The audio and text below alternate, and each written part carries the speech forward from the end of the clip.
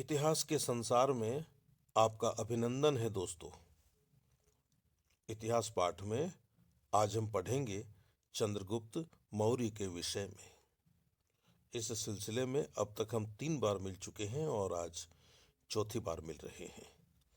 मेरे हाथ में जो किताब है उसका नाम है प्राचीन भारत का राजनीतिक तथा सांस्कृतिक इतिहास, जिसे लिखा है प्रोफेसर विमल चंद्र पांडेय ने। मित्रों, चंद्रगुप्त मौर्य के संबंध में हम पिछले अंकों में जान चुके हैं कि उसने नंद राज्य का अंत किया, उसका साथ दिया चाणक्य ने। पिछले अंकों में हमने चंद्रगुप्त मौर्य की जाति के विषय में चर्चा की थी। आज भी हम उस चर्चा को जारी रखेंगे। मैं एक बात पुनः दोहराना चाहूँगा कि हमें शासकों की जातियों पर ध्यान देने के बजाय इस बात पर ध्यान देना चाहिए कि उन्होंने काम क्या किया। इस बात पर ध्यान देना चाहिए कि उन्होंने काम क्या किया। फिर भी मैं चंद्रगुप्त मौर्य की जाति की चर्चा करूंगा। इसका कारण यह है कि हमारे पाठ्यक्रमों की रचना इस प्रकार से की गई है कि उसमें चंद्रगुप्त की जाति का वर्णन आना जरूरी हो जाता है। पिछले अंकों में हमने यूनानी साक्ष्यों की बात की, हमने कुछ ब्राह्मण ग्रंथों की बात की, हमने कौटिल्य के अर्थशास्त्र की बात की और हमने कुछ बौद्ध साक्ष्यों की बात की। बौद्ध साक्ष्य उसे क्षत्रिय मानते हैं। हम देखते हैं कि बौद्ध साहित्य चंद्रगुप्त की जाति के प्रश्न पर एक मत है। उसमें ब्राह्मण साहित्य की भांति परस्पर विरोधी विवरण नहीं है। वह ब्राह्मण साहित्य की अपेक्षा अधिक प्राचीन भी है। उसके विवरण अति प्राचीन अनुश्रुतियों तथा लिखित ग्रंथों पर आधारित हैं। महावंश का टीकाकार अपने साधनों का उल्लेख करते हुए लिखता है कि राज सिंहासन पर बैठने से पूर्व और उसके बाद का चंद्रगुप्त संबंधी संपूर्ण विवरण उत्तर बिहार के श्रमणों की अट्ट कथा में लिखित है। प्राचीन साधन का उल्लेख कर देने के पश्चात कपोल कल्पित बातों के लिखने के लिए अधिक स्थान नहीं रहता। यही नहीं, बौद्ध साहित्य को हम ब्राह्मण साहित्य की अपेक्षा इसलिए भी अधिक प्रामाणिक मानते हैं क्योंकि उसके उल्लेख अन्य स्वतंत्र ग्रंथों एवं साधनों के उल्लेखों से मेल खाते हैं। चंद्रगुप्त मौर्य के संबंध में जैन साहित्य कहता है कि चंद्रगुप्त मयूर पोषकों के सरदार की लड़की का लड़का था। यह बात परिशिष्ट पर्वन में लिखी हुई है। यही मत आवश्यक सूत्र की हरिभद्रीय टीका का है। रामचंद्र मुमुक्षु रचित पुण्याश्रव कथा कोश में चंद्रगुप्त को क्षत्रिय बताया गया है। यद्यपि इस ग्रंथ में अनेक अनैतिहासिक बातें भी हैं, परंतु अनुमानतः चंद्रगुप्त के क्षत्रिय होने की परंपरा इसमें संरक्षित है। संपूर्ण साहित्य में कहीं पर भी चंद्रगुप्त को नंदवंशीय नहीं कहा गया है। यह साहित्य नंदों को तो शूद्र बताता है, लेकिन मौर्यों को शूद्र नहीं बताता। यदि हम विदेशी साक्ष्यों पर विचार करें तो कर्टियस का कथन है कि पोरस ने सिकंदर को सूचित किया था कि वर्तमान राजा यानी नंदराज न केवल मूलतः अनभिजात है वरन नितांत निम्न स्तरीय है। वास्तव में उसका पिता नापित था। पुनश्च राजपुत्रों के संरक्षण करने के बहाने उसने राजसत्ता हथियाली और अल्पवयस्क राजपुत्रों की हत्या करके राजा बन बैठा, जिसे जनता घृणा की दृष्टि से देखती है और हेय समझती है।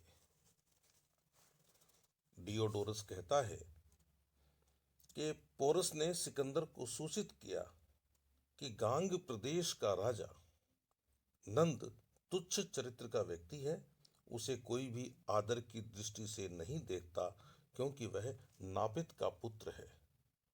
प्लूटार्क कहता है कि एंड्रोकोटस यानी चंद्रगुप्त स्वयं, जो उस समय नवयुवक ही था, सिकंदर से मिला था और तदुपरांत कहा करता था कि सिकंदर सरलतापूर्वक संपूर्ण देश पर अधिकार कर सकता था, क्योंकि राजा अपने स्वभाव की दुष्टता और अपने उद्भव की हीनता के कारण जनता द्वारा घृणित और अनादृत समझा जाता था। जनता द्वारा घृणित और अनादृत समझा जाता था। जस्टिन का कथन है कि सिकंदर की मृत्यु के पश्चात ऐसा प्रतीत होता है कि भारतवर्ष ने दासता का जुआ अपने गर्दन से उतारकर फेंक दिया और उसके पदाधिकारियों का वध कर डाला। सेंड्रोकोटस नेता था जिसने भारतवर्ष को स्वतंत्रता दिलाई। वह निम्न स्तरीय अवस्था, निम्न स्तरीय अवस्था का मतलब अंबल ओरिजिन में उत्पन्न हुआ था। इन उदाहरणों के अवलोकन से स्पष्ट हो जाता है कि नंदराज निम्न जातीय शूद्र यानी नापित था और छल बल की सहायता से ही उसने राज्य पाया था। शूद्र जातीय तथा दुष्ट स्वभाव का होने के कारण वह जनता की दृष्टि में नितांत हेय और अनादरणीय था। परंतु इन उल्लेखों में कोई ऐसा संकेत नहीं मिलता जिससे चंद्रगुप्त का नंदवंशीय अथवा निम्न जातीय होना सिद्ध हो सके। जस्टिन ने अवश्य कहा है कि वह अंबल ओरिजिन में उत्पन्न हुआ था, परंतु उसका एकमात्र तात्पर्य यही था कि जब चंद्रगुप्त उत्पन्न हुआ तब उसके राजवंश की राजसत्ता विलुप्त हो गई थी और वह अत्यंत दीन अवस्था में था। यही नहीं, प्लूटार्क के कथनानुसार चंद्रगुप्त स्वयं सिकंदर के पास गया था और उसे सूचना दी थी कि नंद नरेश अपनी निम्न जातीयता के कारण अप्रिय था। संपूर्ण उद्धरण को देखते हुए प्रकट होता है कि नंद नरेश की निम्न जातीयता से लाभ उठाकर चंद्रगुप्त ने सिकंदर को मगध राज्य पर आक्रमण करने के लिए प्रोत्साहित किया था। उसके इस व्यवहार से स्पष्ट होता है कि वह स्वयं निम्न जातीय नहीं था। यदि वह स्वयं निम्न जातीय होता तो कभी नंद की निम्न जातीयता की आलोचना नहीं करता। बौद्ध और जैन साहित्य मौर्यों को मयूरों से संबंधित करते हैं। बौद्ध और जैन साहित्य मौर्यों को मयूरों से संबंधित करते हैं। पुरातत्व गवेषणा ने इस संबंध की वास्तविकता को और भी दृढ़ कर दिया है। नंदगढ़ के अशोक स्तंभ के अधोभाग में एक मयूर का चिन्ह मिला है। सांची स्तूप पर जहां अशोक के जीवन की अनेक घटनाएं उत्कीर्ण की गई हैं, वहां मयूर की अनेक मूर्तियां भी दृष्टिगत होती हैं। अशोक के एक अभिलेख में खाद्य पशु पक्षियों में मयूर का उल्लेख महत्वपूर्ण है। ग्रूनवेडल महोदय ने सर्वप्रथम यह मत प्रतिपादित किया था कि मयूर मौर्यों का वंशांक था, यानी चिन्ह था, राज चिन्ह था। कालांतर में फूशे और जॉन मार्शल ने भी इस मत का अनुमोदन किया। मयूर प्रधान प्रदेश में रहने के कारण मौर्यों ने मयूर को विशेष प्रधानता दी थी। उसी के आधार पर कदाचित उनका जातीय नाम मौर्य पड़ा। ऐसी अवस्था में शूद्रा मुरा से मौर्य शब्द की व्युत्पत्ति का मत सारहीन प्रतीत होता है। इसकी सारहीनता के विषय में और भी प्रमाण मिलते हैं। हम देखते हैं कि चंद्रगुप्त मौर्य की जाति के प्रश्न पर दो परस्पर विरोधी परंपराएं चल रही थी। प्रायः संपूर्ण ब्राह्मण साहित्य उसे शूद्र समझता था, जबकि बौद्ध और जैन साहित्य उसे क्षत्रिय या अभिजात वर्ग का मानता था। इस विरोध का कारण क्या हो सकता है? उपलब्ध साक्ष्यों से पता चलता है कि चंद्रगुप्त मौर्य ब्राह्मण धर्मावलंबी नहीं था। जैन परंपराओं एवं दक्षिणी भारत के कतिपय अभिलेखों से प्रतीत होता है कि चंद्रगुप्त जैन था। पुनः उसने यवन सेल्यूकस की पुत्री से विवाह किया था। इससे भी वह ब्राह्मण व्यवस्थापकों की कटु आलोचना का पात्र बना था। उधर अशोक तो निश्चित रूप से बौद्ध था। उसके बौद्ध प्रसार से ब्राह्मण वर्ग विशेष क्षुब्ध था। कदाचित उसके उत्तराधिकारियों ने बौद्ध धर्म को राजधर्म बनाया था। अशोक का वंशज संप्रति जैन था। इस प्रकार ब्राह्मण व्यवस्थाकारों के दृष्टिकोण में प्रायः संपूर्ण मौर्य वंश अपदस्थ हो चुका था। ब्राह्मण धर्म का परित्याग कर वह विधर्मी बन गया था। वर्णाश्रम धर्म से च्युत होने के कारण इस वंश का कदाचित जातीय अपकर्ष कर दिया गया था और वह वृषल के रूप में समझा जाने लगा। भारतीय इतिहास में इसी प्रकार के जातीय अपकर्ष का अन्य उदाहरण व्रात्य लिच्छवियों का है। अस्तु अपने धर्म विरुद्ध कर्मों के कारण मौर्य क्षत्रिय होते हुए भी ब्राह्मण व्यवस्थाकारों की दृष्टि में शूद्र ही रहे। उनके जातीय अपकर्ष को दृढ़ीभूत करने के लिए कदाचित चंद्रगुप्त की शूद्र माता की कल्पना की गई और उसका नंद वंश से संबंध स्थापित किया गया। परंतु बौद्ध और जैन ब्राह्मण वर्ण व्यवस्था को नहीं मानते थे। परंतु बौद्ध और जैन ब्राह्मण वर्ण व्यवस्था को नहीं मानते थे। अतः उन्होंने कभी मौर्यों के जात्यपकर्ष को न माना और वे उन्हें सदैव क्षत्रिय ही समझते रहे। मित्रों, चंद्रगुप्त की जाति कुछ भी रही हो, लेकिन सत्य यह है कि वह भारतीय स्वतंत्रता का जन्मदाता था। चंद्रगुप्त भारतीय स्वतंत्रता का जन्मदाता तथा एकछत्र भारतीय साम्राज्य का सर्वप्रथम ऐतिहासिक संस्थापक था। परंतु दुर्भाग्य से ऐसे महान पुरुष की प्रारंभिक जीवनी के विषय में हमारा ज्ञान कम ही है। ब्राह्मण साहित्य में चंद्रगुप्त की जीवनी के विषय में अत्यल्प अथवा अति भ्रामक सामग्री मिलती है। पुराण तो एकमात्र यही कहकर चुप हो जाते हैं कि नंदों का विनाश कर चाणक्य उत्पन्न चंद्रगुप्त को राजा बनाएगा। विष्णु पुराण के टीकाकार श्रीधर स्वामी ने उत्पन्न की टीका करते समय इतना और जोड़ दिया कि चंद्रगुप्त नंद की भार्या मुरा से उत्पन्न हुआ था। मुद्रा राक्षस से भी चंद्रगुप्त की जीवनी पर कोई विशेष प्रकाश नहीं पड़ता। हाँ, टीकाकार ढूंढीराज ने नाटक की कथा का उपोद्घात करते समय चंद्रगुप्त की जीवनी के विषय में जो कुछ लिखा है वह लोगों को अवश्य आकर्षित करता है। लिखा हुआ है, कलयुग के आदि में नंद नाम के राजा शासन करते थे। इनमें से सर्वार्थ सिद्धि नाम का राजा अपनी शक्ति के लिए प्रसिद्ध था।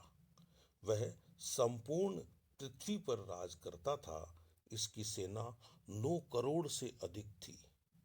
इस राजा की 2 पत्नियां थीं, क्षत्राणी सुनंदा और शूद्रा मुरा। एक बार कोई विद्वान अतिथि नंदराज के घर पधारे। अपनी दोनों पत्नियों सहित राजा ने उनका आदर सत्कार किया। उनके आशीर्वाद से सुनंदा के 9 पुत्र हुए जो नवनंद कहलाए, और मुरा के एक पुत्र हुआ जो मौर्य कहलाया। कालांतर में इस मौर्य के 100 लड़के हुए। इनमें सबसे अधिक प्रतिभाशाली था चंद्रगुप्त।